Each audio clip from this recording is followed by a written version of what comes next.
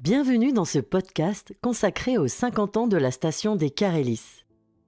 On dit souvent que les Carélis, c'est une station pas comme les autres. C'est l'histoire d'une utopie devenue réalité, celle de l'unique station d'économie sociale et solidaire d'Europe. Mais derrière ce modèle singulier, il y a avant tout des femmes et des hommes. Dans ce podcast intitulé « Portrait des acteurs de la station », nous partons à la rencontre de celles et ceux qui ont bâti ce lieu d'hier à aujourd'hui. Qu'ils soient fondateurs, pisteurs, animateurs ou enfants du pays ayant appris le ski ici, ils ont tous apporté leur pierre à l'édifice.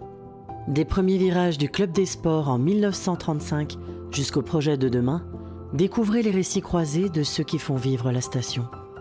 Une immersion proposée par l'association Moriennisez-vous. Jean-Yves Edmond, bonjour. Bonjour. Alors, un invité habitant des Carélis, de Montricher-Albanne, et qui a grandi au pays. Alors, un petit peu l'histoire, on va retracer un petit peu votre parcours. Donc, très jeune, le ski, c'était déjà quelque chose que vous pratiquiez. Très jeune, on était une équipe de club des sports où on n'avait pas d'entraîneurs comme ils ont maintenant avec des entraîneurs professionnels. Donc, on faisait entre nous et on faisait, donc les stations des Carélis n'existaient pas et on faisait des courses dans toutes les stations de Maurienne, un peu du côté Fécla, un petit peu Tarentaise, mais surtout dans la Maurienne. Alors, c'était quoi? Tous les jeunes du village qui se retrouvaient, parce que j'imagine que ça concernait beaucoup de monde. Voilà, c'était des jeunes qui voulaient bien... il y avait beaucoup de skieurs, mais après, il y avait quelques jeunes qui voulaient vraiment faire des compétitions. On avait quand même une bonne équipe. Ça représente à peu près combien de personnes?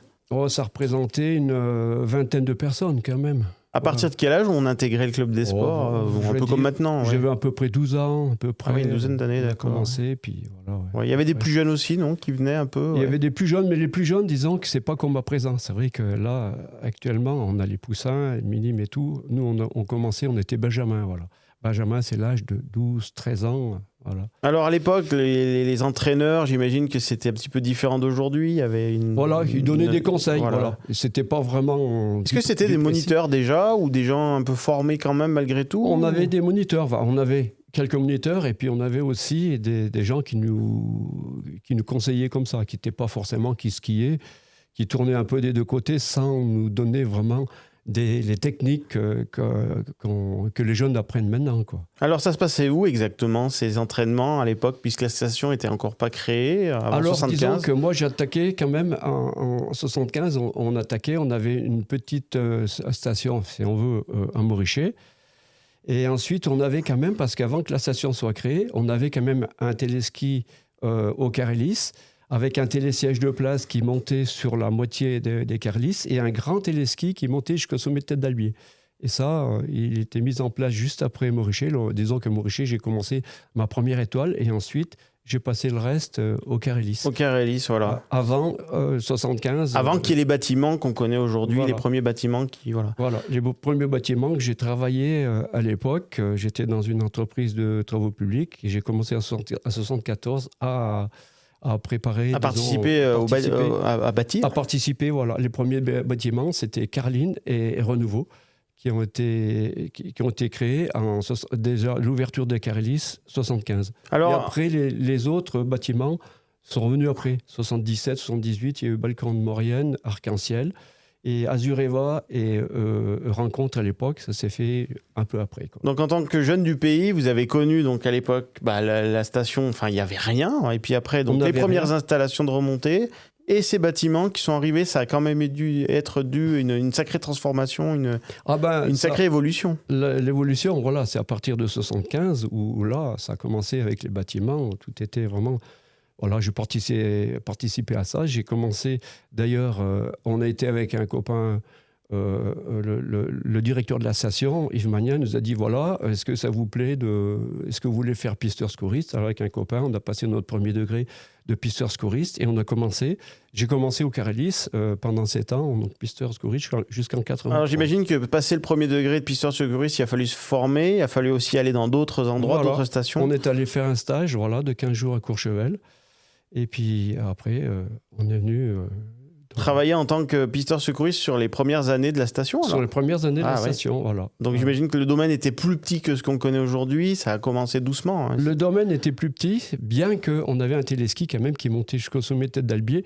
Il y avait beaucoup moins de remontées mécaniques, mais il y avait déjà de quoi exploiter quand même.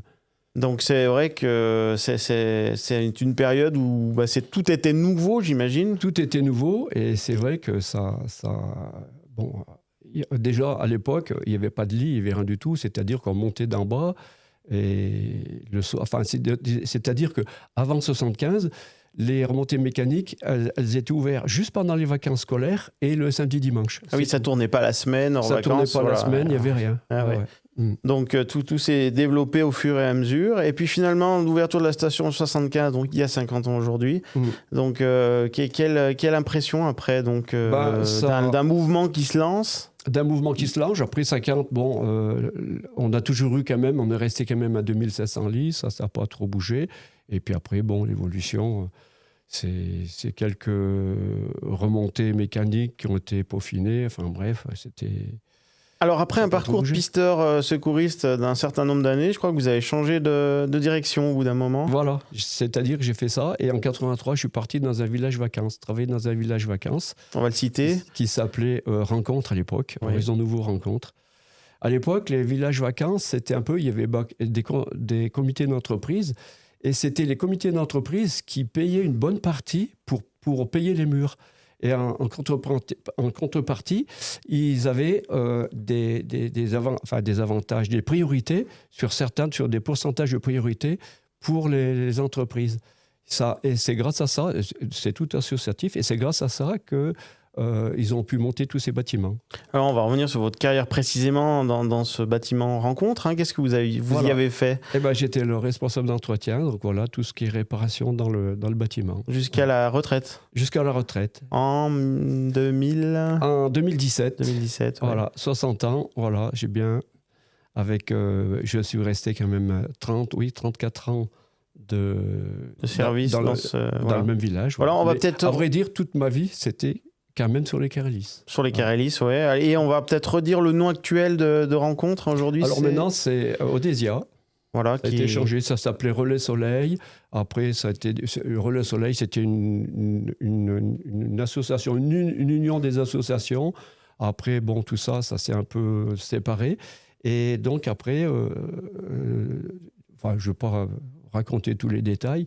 Et ensuite, donc, c'est parti sur Odésia. Et aujourd'hui, vous avez encore quelques contacts ? Vous gardez contact avec tout cet environnement, les Carélis, la résidence Tout à fait. Et puis, en restant habité au village. Et quelques amis, des vacanciers qu'on se revoit régulièrement. Parce qu'il y avait quand même des vacanciers qui restaient, des anciens qui venaient régulièrement. On a gardé des bons contacts, on se revoit. Et puis, on ne peut pas oublier de dire que vous connaissez par cœur la route. Parce que... la route, je commence à la connaître parce qu'en même temps, j'ai fait chauffeur de car aussi, en doublé, en binôme. Et c'est vrai que, quand j'étais en congé le dimanche, je faisais un peu la navette entre la vallée et le village. Voilà. J'allais chercher les gens de la gare pour les déposer en haut, et voilà. Voilà, donc, et la pratique du ski, bien sûr. Là, j'imagine qu'à la retraite, on se fait plaisir. Tout à fait, ouais. Voilà. Parce que du ski, c'est vrai, j'ai toujours bien aimé. Et puis même en travaillant dans les villages, je prenais mes coupures et j'allais toujours skier. Faire un tour, prendre l'air, rencontrer du monde. Que du bien, voilà. Une petite coupure pendant midi pour prendre l'air, ça fait du bien. Est-ce qu'il y a un esprit particulier au Carélis qu'on retrouve ici et pas ailleurs ? C'est un esprit c'est vrai que les Carélis, ça reste un peu, bon populaire. Voilà, ouais. Aujourd'hui, donc... une retraite bien méritée, donc je pense, du... Ouais. On va laisser la place aux jeunes, comme on dit. Mais je crois que vous faites aussi plein d'activités, même actuellement. Il y a aussi un peu de... Oui, tout à fait. Beaucoup, ski, moto-trial. Bref, voilà. Ça veut dire qu'on... Et beaucoup de bricolage. Ouais. Voilà. Ça veut dire qu'on connaît son territoire vraiment par cœur, là. Par cœur de partout. L'été, je connais là-haut les pistes par cœur. Été, hiver, Voilà. Eh bien, Jean-Yves, merci pour ce beau témoignage et puis bonne continuation. Merci. Voilà, et la bonne fête pour les 50 ans des Carélis. Merci bien. Au revoir.